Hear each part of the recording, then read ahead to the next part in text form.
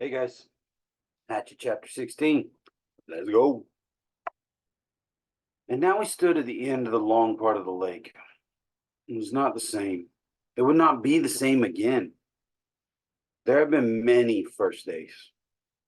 First arrow day, when he first used a thread from some of his tattered old piece of windbreaker, and some pitch from the stump to put slivers of feathers on a dry willow shaft to make an arrow that would fly correctly. Not accurately. He never got good with it, but fly correctly so that if a rabbit or a full bird sat in one place long enough and close enough, and he had enough arrows, he could hit it. That brought first rabbit day, when he killed one of the large rabbits with an arrow and he skinned it, as he had with the first bird. Cooked it the same to find the meat as good. Not as rich as the bird, but still good. And there was the strips of fat on the back of the rabbit that cooked into meat and made it even richer. Now he went back and forth between rabbits and full birds when he could, filling in with fish in the middle. Always hungry. I am always hungry. But I can do it now. I can get food, and I know I can get food, and it makes me want more. I know what to do. I know I can do it. He moved closer to the lake to a stand of nut brush. There were thick brushes and little stickler pods that held green nuts. Nuts that he thought he might be able to eat if they weren't ripe yet. He was out for a full bird, and they like to hide in the base of the thick part of the nut brush, back in where the stems were close together and provided cover. In the second clump, he saw a bird, moved close to it, and paused when the head feathers came up. It made a sound like a cricket, a sound of alarm just before it flew. Then it moved closer, and when the feathers went down and the bird relaxed, he did this 4 times, never looking at the bird directly, moving toward it at an angle so that it seemed he was moving off to the side. He had perfected this method, and after many attempts, it worked so well that he actually caught one with his bare hands, until he was standing less than 3 feet from the bird, which was frozen in hiding altitude in the bush. The bird held for him, and he put an arrow to the bow, one of the feathered arrows, not a fish arrow. He drew and he released. It was a clean miss.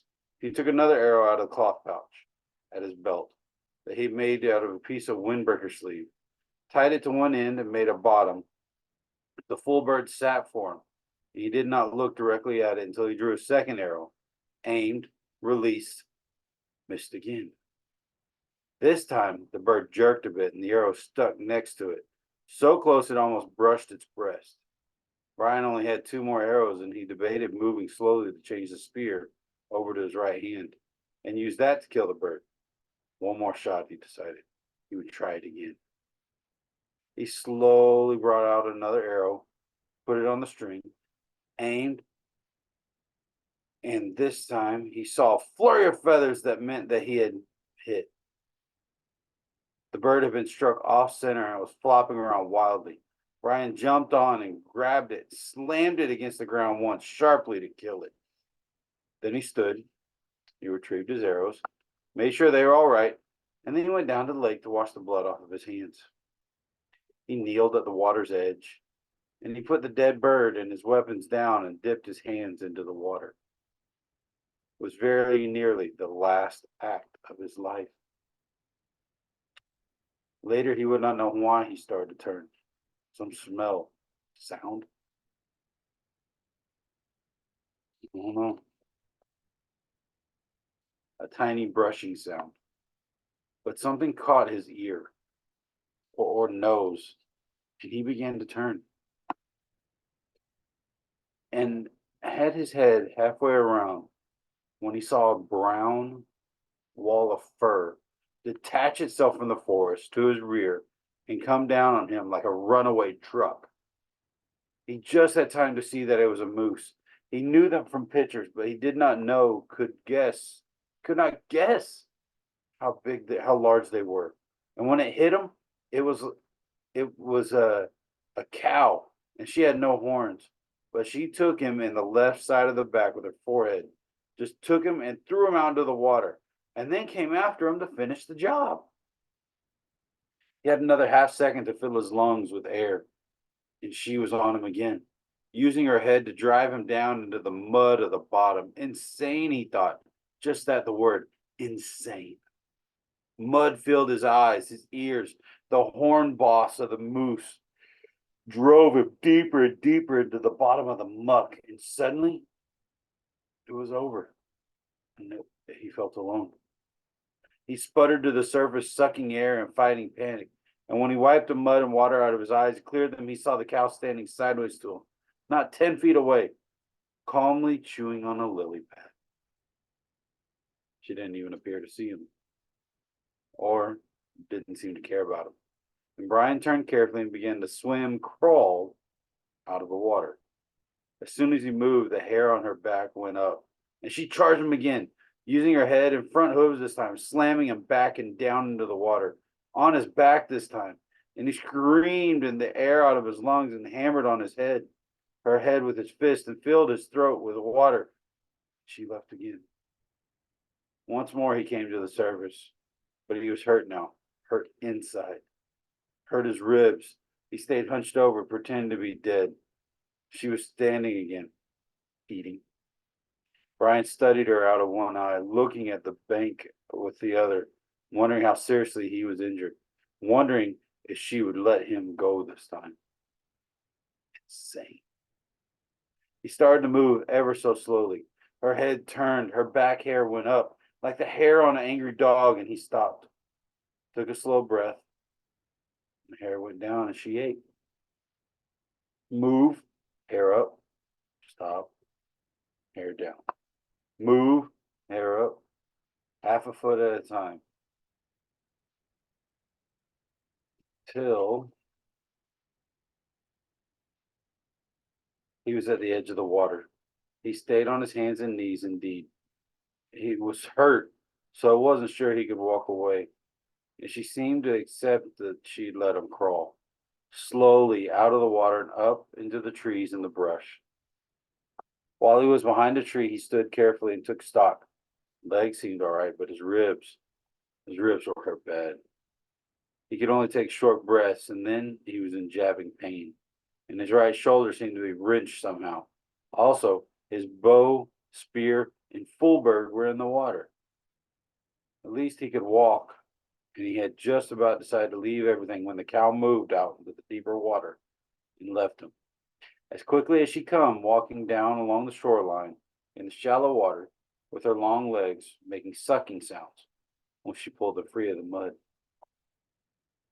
Hanging on a pine limb, he watched her go, half expecting her to turn and come back and run over him again, but she just kept going, and when she was well gone from sight, he went back to the bank. He found the bird. He waded out a bit to get his bow and his spear. Neither of them were broken, and the arrows, incredibly, were still on his belt in the pouch, although messed up from mud and water. It took him almost an hour of work. It took him most of an hour to work his way back around the lake. His legs worked well enough, but if he took 2 or 3 fast steps, he would begin to breathe deeply, and the pain in his ribs would stop him. He would have to lean against a tree until he could slow back down to his shallow breathing. She had done more damage than he had originally thought. The insane cow. No sense at all. Just madness. When he had got to the shelter, he crawled inside and was grateful for the coals were still glowing, and that he had thought to get wood first thing in the mornings to be ready for the day. Grateful that he had thought to get enough wood for 2 or 3 days at a time. Grateful that he had fish nearby to eat. Grateful, finally, as he dozed off, that he was alive. So insane, he thought, letting sleep cover the pain in his chest. Such an insane attack for no reason, and he fell asleep with his mind trying to make the moose have a reason. The noise awakened him. It was a low sound, a low roaring sound that came from the wind. His eyes snapped open, not because it was loud, but because it was new. He had felt wind in the shelter, felt the rain that came with the wind, and heard thunder many times in the past 47 days, but not this noise. Low, almost like alive, almost from a throat somehow. The sound, the noise was a roar, far off roar, but came at him. And when he was finally awake, he sat up in the darkness, grimacing with pain in his ribs.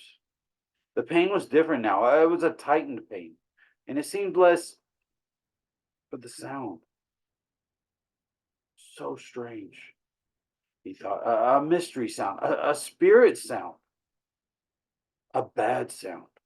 He took some small wood and got a fire going again, felt some little comfort and cheer from the flames, but also felt that he should get ready. He didn't know how, but he felt he should get ready. The sound was coming for him. It was coming just for him, and he had to get ready. The sound wanted him. He found the spear and the bow where they were hanging on the pegs of the shelter wall, brought his weapons to his bed, and made the pine burrows. There was more comfort, but like the comfort of the flames, it didn't work with this new threat that he didn't understand yet. The restless threat, he thought, and stood out of the shelter, away from the flames, to study the sky, but it was too dark. The sound meant something to him, something from his memory, something he had read about, something he had maybe seen on television, something. Oh, he thought. Oh no. It was wind. Wind like the sound of rain, with that low belly roar of a train. It was a tornado. That was it. The roar of the train meant a bad wind, and it was coming for him. God, he thought, on top of the moose, not this, not this. But it was too late to do anything. In the strange stillness, he looked at the night sky, then turned back to his shelter, and he was leaning over to go through the door and opening it when it hit.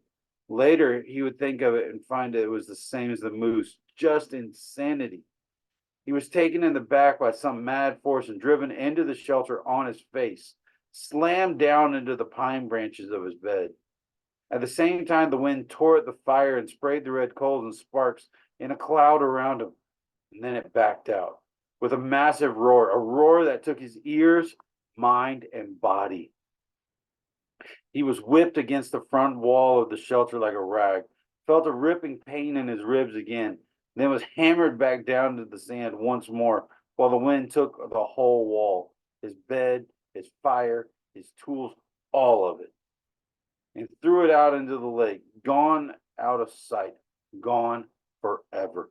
He felt a burning on his neck as he reached up to find a red coal there. He brushed those off, found more in his pants, brushed those away, and the wind hit again. Heavy gust, tearing gust. He heard trees snapping in the forest around the rock, felt his body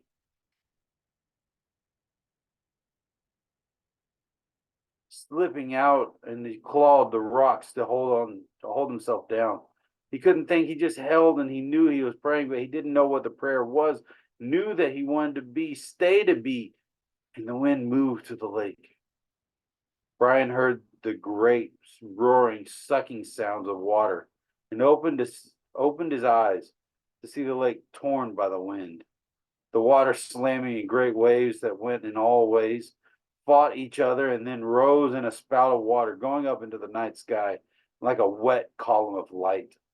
It was beautiful and terrible all at the same time. The tornado tore one more time at the shore on the opposite side of the lake. Brian could hear the trees being ripped down, and it was done. Gone as rapidly as it had come. It left nothing but Brian in the pitch dark. He could find nothing where his fire had been, not a spark, nothing of his shelter, tools, bed, or even the body of a full bird was gone. Back to nothing, he thought. Trying to find things in the dark, back to where I was when I crashed, hurt, in the dark, just the same. As if to emphasize his thoughts, the mosquitoes, with the fire gone and the protective smoke no longer saving him, came back in thick, nostril clogging swarms. All that was left was a hatchet on his belt, still there. But now it began to rain, and in the downpour he could never find anything dry enough to get a fire going. And at least he pulled the battered body back under the overhang where his bed had been, wrapped his arms around his ribs. Sleep didn't come. It couldn't come with insects ripping at him. So he lay the rest of the night slapping mosquitoes, chewing with his mind on the day. This morning, he had been fat. Well, almost fat. And happy. Sure of everything. With good weapons, food, the sun on his face, things looking good for the future, and inside of one day, just one day, he had been run over by a moose in a tornado. Had lost everything and was back to square one. Just like that. A flip of some great coin. He was the loser. But there was a difference now, he thought. There really is a difference. I might be hit, but I'm not done. When the light comes, I'll start to rebuild. I still have a hatchet, and that's all I had in the first place. Come on, he thought, baring his teeth in the darkness. Come on. Is that the best you can do? Is that all you can hit me with? A moose in a tornado? Well, he thought, holding his ribs and smiling, then spitting mosquitoes out of his mouth. Well, that won't get the job done. That was the difference now. He had changed. And he was tough. I'm tough where it counts. Tough in the head. In the end, right before the dawn, a kind of cold snap came down. Something else new. This cold snap, and the mosquitoes settled back into the damp grass, under the leaves, and he could sleep, or at least doze. And the last thought he had in the morning as he closed his eyes was, I hope the tornado hit that moose. When he awakened, the sun was cooking in the inside of his mouth and had dried his tongue to leather. He had fallen into a deeper sleep with his mouth open, and just at dawn and had tasted as if he had been sucking on his foot all night. He rolled out, almost bellowed with pain from his ribs. They had tightened in the night and seemed to pull his chest when he moved. He slowed his movements, stood slowly, without stretching unduly, went for the lake for a drink. At the shore he kneeled, carefully and with great gentleness, and drank and rinsed his mouth.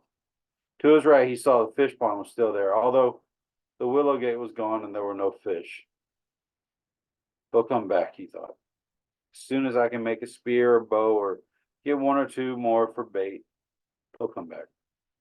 He turned to look at his shelter and saw that some of the wood for the wall was scattered around the beach, but was still there. Then he saw his bow jammed into a driftwood log, broken, but with the precious string still intact. Not so bad now, he thought. Not so bad. He looked down at the shoreline for other parts of his wall, and that's when he saw it. Out in the lake, in the short part of the L, something curved and yellow was sticking 6 or 8 inches out of the water. It was a bright color, not on earth or natural, but for a second he could not place it. And he knew what it was. It's the tail of the plane, he said aloud, half expecting to hear somebody answer. There it was, sticking out of the water. The tornado must have flipped the plane around somehow when it hit the lake, changed the position of the plane, and raised the tail. Well, he thought, well, just look at that. And at the same moment, a cutting thought hit him. He thought of the pilot, still in the plane, and that brought a shiver of massive sadness. It seemed to settle on him like a weight, and he thought that he could say or do something for the pilot, some words, but he didn't know any of the right words, the religious words. So he went down to the side of the water, looked at the plane, and focused his mind, the way he did when hunting for full birds. He wanted to concentrate it, focused it on the pilot, and he thought, have rest forever.